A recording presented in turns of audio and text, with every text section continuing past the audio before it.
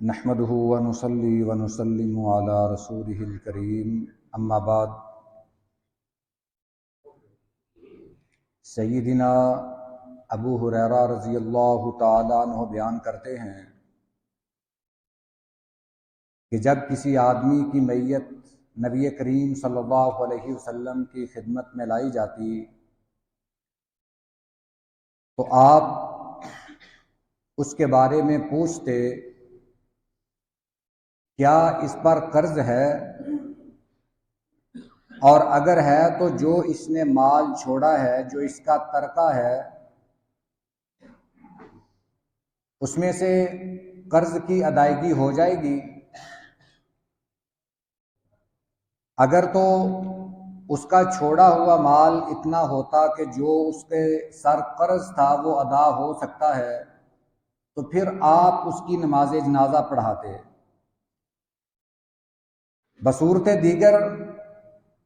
اگر یہ کہا جاتا کہ اللہ کے رسول یہ مقروض تو ہے مگر اس کے ترکے میں جو اس کا قرض ہے وہ دینے کے لیے پیسے موجود نہیں، اس نے جو مال چھوڑا ہے وہ اتنا نہیں کہ اس سے قرض ادا کیا جا سکے، تو آپ فرماتے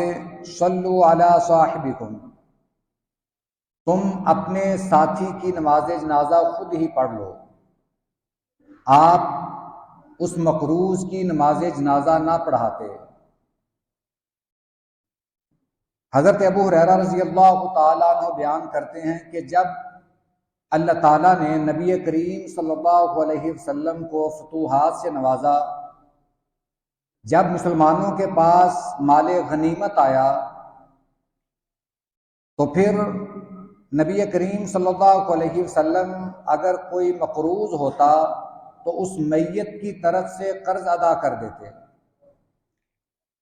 آپ فرماتے انا اولا بالمؤمنین من انفسہم فمن توفی وعلیہ دین فعلی قضاء ومن ترک مالا فلورثتہ، کہ میں مسلمانوں کی جانوں کا ان کی نسبت زیادہ حقدار ہوں، اور جو کوئی شخص کوئی مومن فوت ہو جائے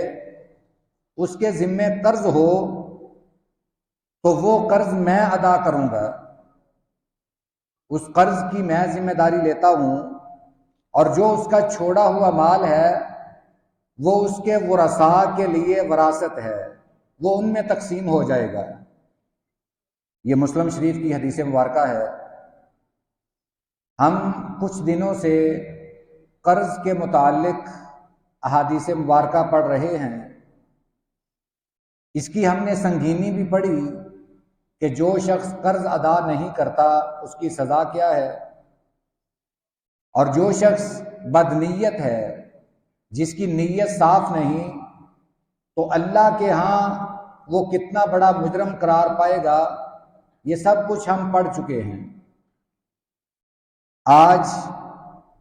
قرض کے حوالے سے ایک نیا مسئلہ ہمارے سامنے آیا ہے کہ اگر کوئی مقروض ہے، اسی حال میں وہ دنیا سے چلا گیا کہ اس کے سر قرض بھی ہے، اس کی جائیداد اتنی نہیں کہ اس کا قرض ادا کیا جا سکے، تو پھر یہ حکومت وقت کی ذمہ داری ہے کہ وہ مقروض کا قرض ادا کرے۔ یہ جو دنیا سے جانے والا ہے اس کا جو قرض ہے وہ اسلامی حکمران کے سر پر ہے۔ ایسا مقروض جس کے ذمہ قرض ہے وہ ساری زندگی کوشش کرتا رہا کہ میں اسے ادا کر دوں، مگر وہ صاحب حیثیت نہ ہو سکا، اسی حال میں دنیا سے چلا گیا، وہ قرض ادا نہ کر سکا، تو اس کی ذمہ داری مالک، اس کا جو اصل حکمران ہے، جو اسلامی سلطنت کا حاکم ہے، وہ اس کا ذمہ دار ہے، وہ اس کا قرض ادا کرے گا۔ اللہ کرے کہ ہمارے ملک میں بھی اسلامی نفاذ ہو، اسلام کا نفاذ ہو، اسلامی حکومت ہو، جہاں اسلامی حکومت ہوگی وہاں لوگ بھی خوشحال ہوں گے۔ یہ تاریخ بیان کرتی ہے کہ جہاں اسلام کی حکومت قائم ہوئی وہاں سے ہر قسم کے ظلم کا خاتمہ ہو گیا، حتیٰ کہ مسلمانوں کی حکومت کو دیکھ کر بعض کئی مظلوم کافر جو اپنے ہی ظالموں کے ستائے ہوئے تھے وہ دعا کرتے کہ اللہ ان مسلمانوں کو ہم پر بھی مسلط کر دے، ہم ان مسلمانوں کے زیر حکومت آ جائیں اور یہ ہمارے جو حکمران ظالم ہیں انہیں شکست دے دیں، ہم ان کی رعایا بننا پسند کرتے ہیں۔ یہ دعائیں تو کفار بھی کرتے تھے۔ اسلام کا ایک ایسا خوبصورت نظام ہے جو امن کی دعوت دیتا ہے، ہر مسلمان کو اس کے حقوق دیتا ہے، ہر انسان کے حقوق انسان پوری طرح ادا کرنے کی تعلیم دیتا ہے۔ اب دیکھیے نبی کریم صلی اللہ علیہ وسلم جتنی دیر تک آپ صاحب حیثیت نہیں تھے، یعنی یہ بات آپ یوں کہہ لیں کہ 7 ہجری تک، غزوہ خیبر سے پہلے تک مسلمانوں کی مالی حالت کمزور تھی، اور غزوہ خیبر کے بعد مسلمانوں کی مالی حالت طاقتور ہو گئی، مضبوط ہو گئی۔ پھر اگر کوئی مسلمانوں کی طرف سے مالی معاملہ ہوتا وہ نبی کریم صلی اللہ علیہ وسلم حل فرماتے،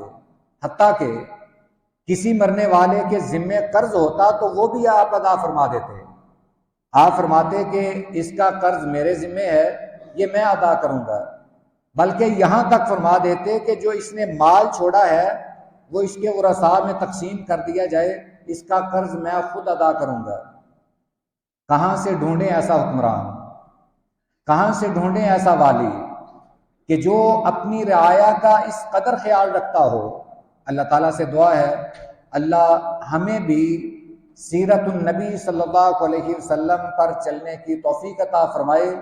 اور آپ کی صفات جیسا ہمیں بھی حکمران نصیب فرمائے۔ وآخر دعوانا ان الحمد للہ رب العالمین۔